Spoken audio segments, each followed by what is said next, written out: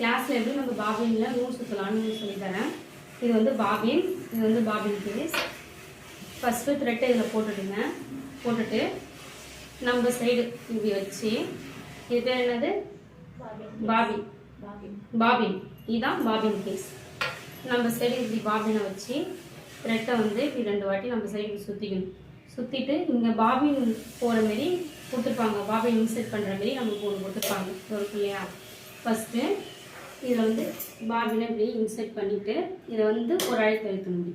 அழுத்தினா இப்போ வந்து இந்த லாக் வந்து கீழே வந்துடும். வந்தோடனே இப்போ நம்ம மிஷின் பெடலை வச்சு பார்க்கணும்.